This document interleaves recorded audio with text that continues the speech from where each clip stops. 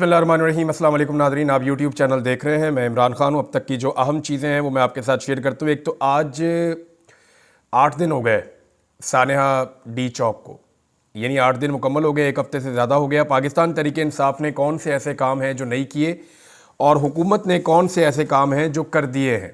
यानी यहाँ पे हुकूमत बैकफुट पे होनी चाहिए थी। हुकूमत ने बहुत बड़ा जुल्म और जबर किया है, पूरी दुनिया में उसके खिलाफ आवाज़ उठी है। दुनिया में ये कहा जा रहा है कि लाशें गायब हैं, सहाफ़ी भी ये बातें कर रहे हैं और अभी तक 12 लाशें कंफर्म हो चुकी हैं जो लोग शहीद हुए डी चौक वाले साने में, और दूसरी जानिब 100 से ज़ायद लोग जो हैं वो ज़ख्मी हुए हैं।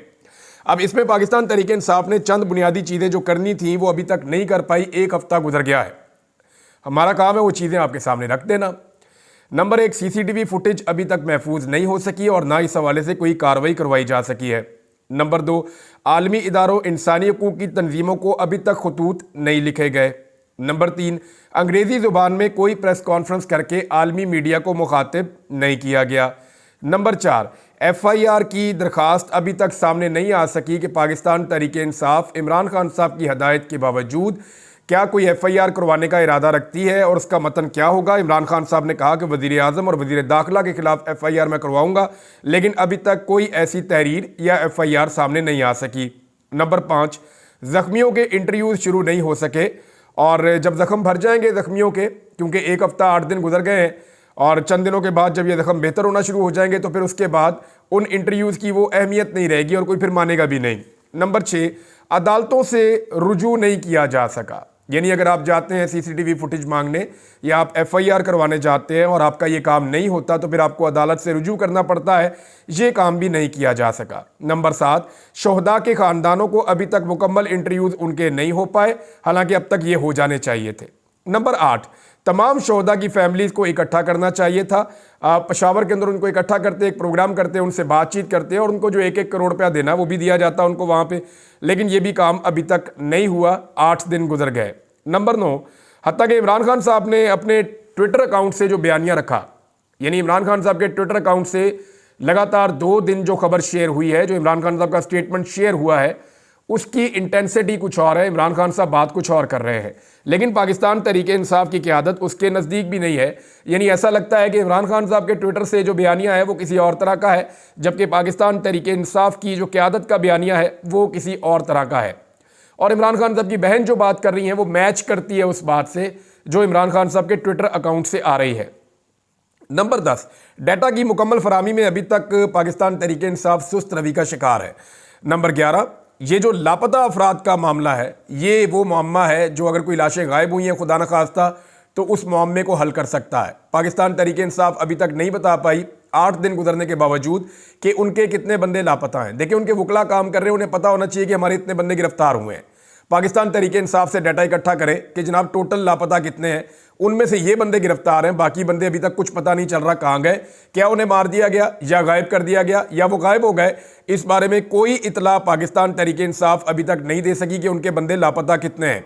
नंबर 12, रेंजर्स और FCI एहलकार जो हादसे में शहीद हुए उस पर पाकिस्तान तहरीक इंसाफ अभी तक हुकूमती बयानिए को काउंटर करने में नाकाम है। यानी हुकूमत लगातार कह रही है कि पाकिस्तान तहरीक इंसाफ ने रेंजर्स को शहीद किया, FC को शहीद किया, लेकिन ये जो शहादतें हुई हैं ये एक हादसे के नतीजे में हुई हैं। पाकिस्तान पीपल्स पार्टी का बंदा है जिसके पोते ने एक गाड़ी चला के मारा है और वो बेचारा कह भी रहा है कि जी मेरे से मर गए और मेरे से शहीद हो गए और मेरी ये गलती है कि मैं उन्हें देख नहीं पाया, लेकिन वो मामला पाकिस्तान तहरीक इंसाफ के खाते में डाला हुआ और इसको काउंटर करना चाहिए। तहरीक इंसाफ को हर जगह पे करना चाहिए, इसके ऊपर बाकायदा चाहे अलग से एक प्रेस कॉन्फ्रेंस कर दें। नंबर 13, जो स्नाइपर राइफल्स 2 अदद क्लेम की जा रही हैं पाकिस्तान तहरीक इंसाफ के कारकुनों की जानिब से, एक की फुटेज भी मौजूद है कि जो स्नाइपर ऊपर से लोगों को गोली चला रहा था उस स्नाइपर से जाके एक राइफल छीन ली थी, अमेरिकन साख्ता स्नाइपर राइफल, जिसके ऊपर वो लगा हुआ था टेलीस्कोप भी, और वो राइफल ले जाकर पार्टी की क़यादत को दी गई थी। अब वो जो है वो राइफल भी शो नहीं की जा रही, बताया नहीं जा रहा कि किस किस्म के हथियार इस्तेमाल किए गए उनके खिलाफ। अब पाकिस्तान तहरीक इंसाफ के पास करने के लिए बहुत सारा कुछ है, बहुत सारे काम हैं, लेकिन ये काम वो नहीं कर रही। नंबर 14, अस्पतालों के अंदर नहीं गई, अभी तक डाटा इकट्ठा नहीं किया पाकिस्तान तहरीक इंसाफ ने। अब देखें, बहुत सारे पाकिस्तान तहरीक इंसाफ के लोग ऐसे हैं जिन पे मुकदमे नहीं हैं, जैसे कि बैरिस्टर गौहर हैं और बहुत सारे लोग हैं। इनको अस्पतालों में जाना चाहिए, वहाँ से डाटा इकट्ठा करना चाहिए, अस्पताल के अमलों से और बाकी लोगों से बात करनी चाहिए, ये भी काम नहीं किया। तो लगभग 1-1.5 दर्जन काम ऐसे हैं जो तहरीक इंसाफ को अब तक करने चाहिए थे और उनमें से उन्होंने कोई काम अब तक नहीं किया। हुकूमत ने अभी तक क्या किया वो मैं आपको बता देता हूं। तहरीक इंसाफ के जिन लोगों को अभी इस वक्त ये गलतफहमी है ना, और जो क़यादत के अंदर लोग हैं उन्हें ये लगता है कि इस मौके पर वो कानूनी हक को छोड़कर दिल बड़ा कर लेंगे शोहदा के मामले के ऊपर और आगे बढ़ेंगे, तो फिर पाकिस्तान तहरीक इंसाफ को इंसाफ मिलना शुरू हो जाएगा, तो उन्हें इतने बड़े सरप्राइज मिलेंगे कि उनके 14 तबक रोशन हो जाएंगे। ये मैं आपको बता रहा हूं। हुकूमत खामोशी के अंदर जो कार्रवाइयां डाल रही है, मैंने कुछ चीज़ें पता की है, मैं आपको बता देता हूं। नंबर 1, इस वक्त जो बंदे गिरफ्तार हैं उनकी असलहे के साथ वीडियोस और तस्वीर बनाई जा रही हैं। दौरान हिरासत उन्हें खड़ा किया जा रहा है गाड़ियों के साथ, जो गाड़ियां गायब की गई थी उनके अंदर असलहा रखा जा रहा है और उस असलहे के साथ और गाड़ियों के साथ उन बंदों की तस्वीर बनाई जा रही हैं।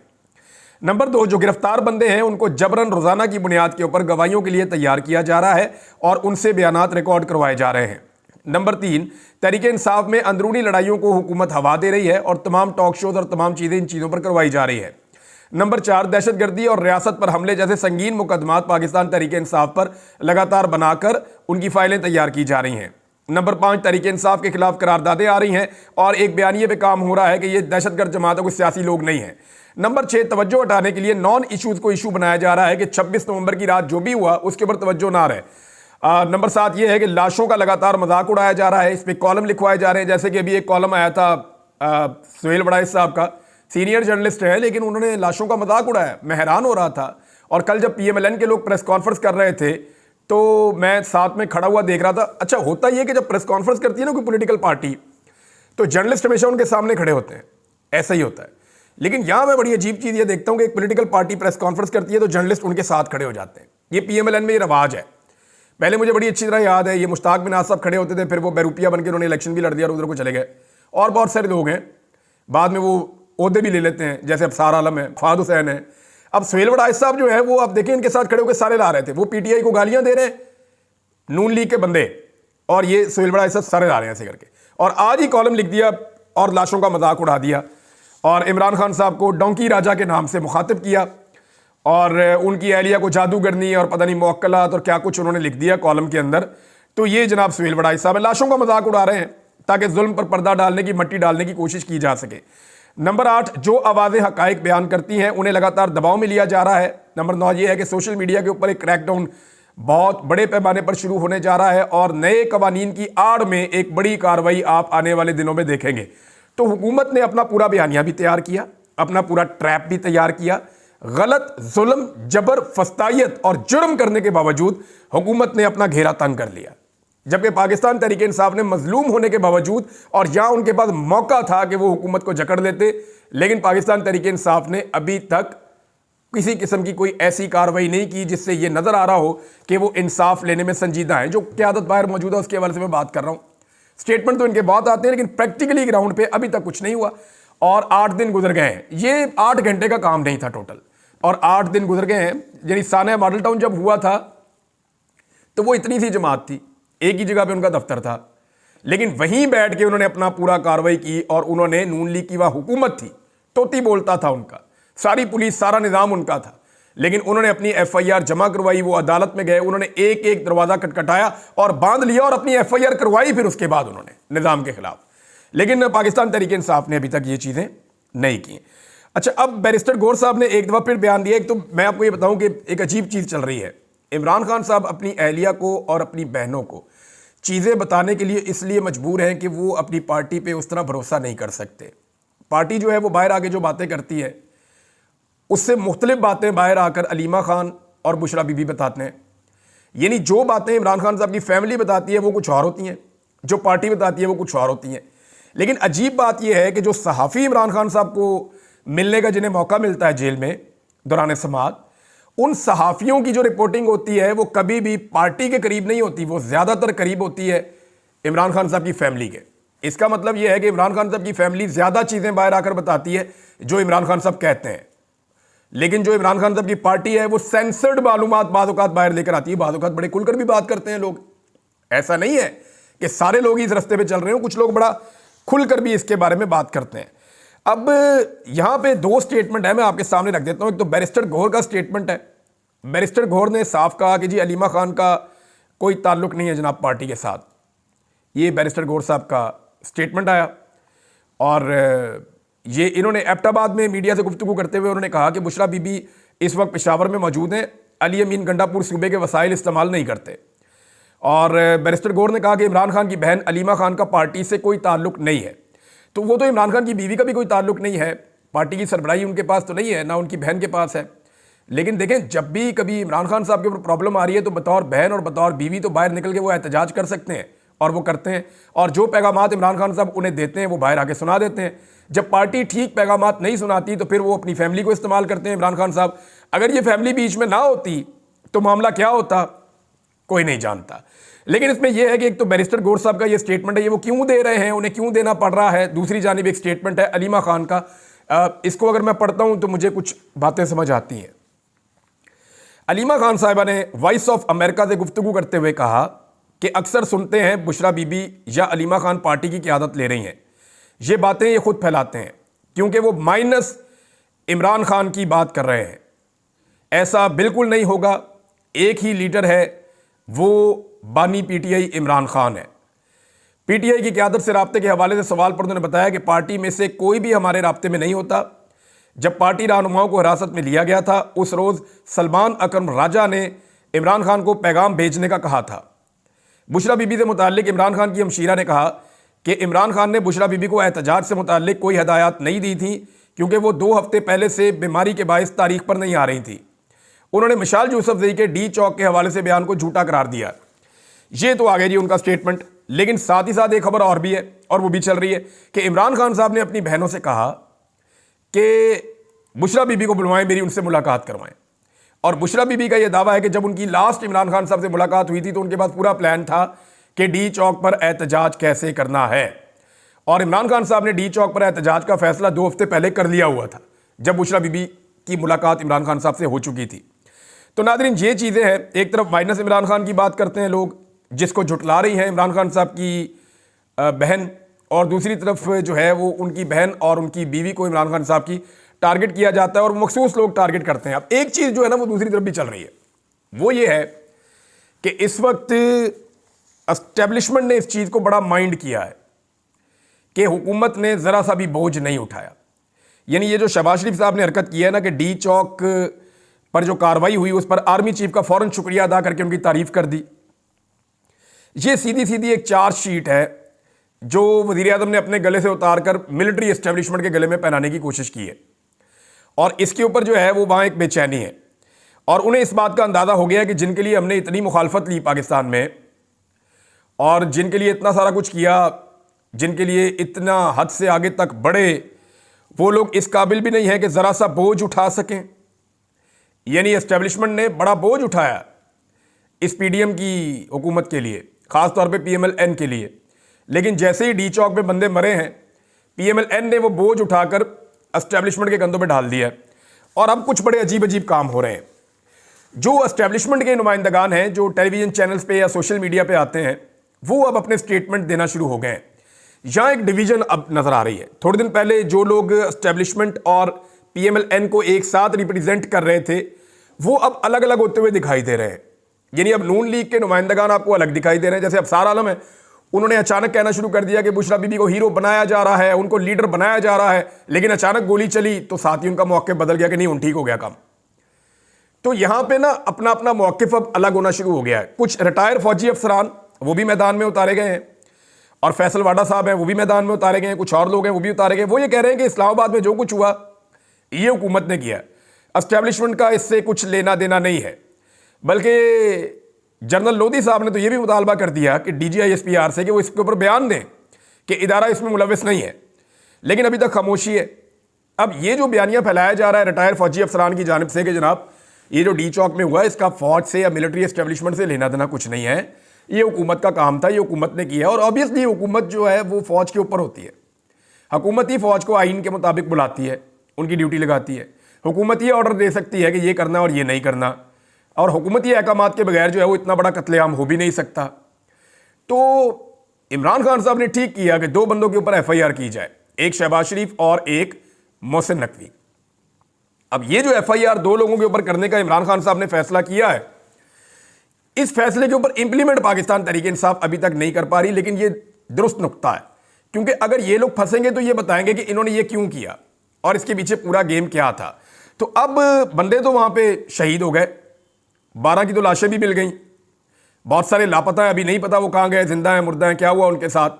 लेकिन यह बात है कि एस्टेब्लिशमेंट और हुकूमत वो दोनों अब इससे पीछे हटना चाहते हैं एक एक कदम, और वो चाहते हैं कि ज्यादा बोझ दूसरा फरीक उठाए। लेकिन पाकिस्तान तहरीक इंसाफ इन सारे मामलात को ऐसा लगता है कि बाहर से देख रही है, और उन्होंने लगभग 40 सवाल पाकिस्तान तहरीक इंसाफ ने उठाए, बड़े इंपॉर्टेंट क्वेश्चंस हैं। लेकिन उससे पहले हमाद अजहर साहब का एक ट्वीट है और वो मैं आपको पढ़ के सुनाऊंगा। हमाद अजहर साहब पंजाब के सदर हैं पाकिस्तान तहरीक इंसाफ के। इन लोगों ने कोशिश की लेकिन नहीं निकल पाए। पंजाब में तो पूरा कर्फ्यू ही लगा हुआ था, किसी जगह पे भी बंदे इकट्ठे नहीं होने दिए, पंजाब को जोन्स के अंदर, हिस्सों के अंदर डिवाइड किया हुआ था। लेकिन उसके बावजूद कुछ लोग पंजाब से पहुंचे हैं, उन्होंने बड़ा जोर लगाया। इन्होंने कहा कि पाकिस्तान की मिलिट्री एस्टेब्लिशमेंट को वापस बैरकों में जाना चाहिए और अपने ही लोगों पर जुल्म बंद करना चाहिए। पाकिस्तानी अवाम के जमहूरी हक को उनके जूते तले रौंद दिया गया है और अब तेजी से खतरनाक सूरत हाल की तरफ बढ़ रहा है। इस्लामाबाद का कत्लेआम इस फाशिज्म की एक मिसाल उन्होंने करार दिया है। और साथ उन्होंने ये कहा कि मुल्की और बैनुल अक़वामी सतह पे जो तमाम लोग हैं इंसानी हुकूक के हवाले से, उनको देखना चाहिए, उनको दिखाने के लिए ये काफ़ी है कि ताकत के बेजा इस्तेमाल और इंसानी हुकूक की खिलाफ वर्जियों के पैमाने जो पाकिस्तान में चल रहे हैं, ये सबको दिखाने के लिए काफ़ी है कि ये क्या हो रहा है यहाँ पे।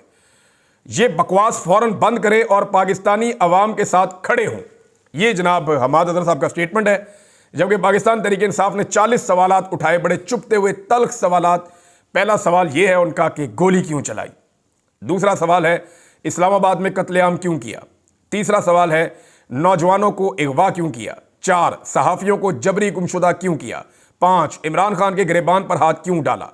6 इस्लामाबाद हाई कोर्ट से फुटेज क्यों चुराई। 7 जजेस के बेडरूम्स में कैमरे क्यों लगाए। 8 इद्दत जैसे घटिया केस क्यों बनाए। 9 जाली मुकदमात में सजाएं क्यों दिलवाई। 10 लोगों की माओ बहनों के कपड़े क्यों फाड़े।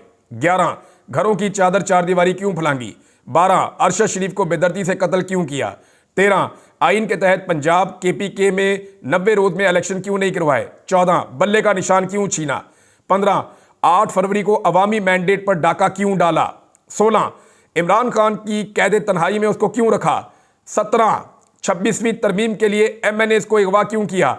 18 रिजर्व्ड सीटें क्यों छीनी। 19 सुप्रीम कोर्ट के अहकामात को रद्दी की टोकरी में क्यों डाला। 20 आला अदलिया को बेतौकीर, बेअसर और मफलूज क्यों किया। 21 समुद्र पार पाकिस्तानियों के पासपोर्ट ब्लॉक क्यों किए। 22 शहरियों को झूठे केसेस में कैद क्यों किया। 23 एक्स को क्यों ब्लॉक किया ट्विटर। 24 पालतू सहाफियों से धमकियां क्यों दिलवाई। 25 मीडिया पर सेंसरशिप के पहरे क्यों बिठाए। 26 इमरान खान पर कातिलाना हमला क्यों करवाया। 27 पुलिस और जिले इंतजामिया को अवाम से क्यों लड़वाया। 28 मौलवियों से झूठे फतवे क्यों दिलवाए। 29 मिलिट्री हिरासत में कारकुनों पर तशद्दुद क्यों किया। 30 PTI लीडरों के घरों दुकानों उनको क्यों गिराया गया। 31 आजम सवाती की शर्मनाक वीडियो क्यों बनाई। 32 नाअहल रिश्तेदारों में ओहदे क्यों बांटे। 33 रियासत और अवाम के एतमाद के रिश्ते को क्यों तोड़ा। 34 अदम एतमाद के वक्त सिंध हाउस में मंडी क्यों लगाई। 35 इलेक्शन ट्रिब्यूनल्स क्यों तब्दील करवाए। 36 PTI लीडरों के जबरी इंटरव्यू क्यों करवाए। 37 PTI इंट्रा पार्टी इलेक्शन कलदम क्यों करवाए।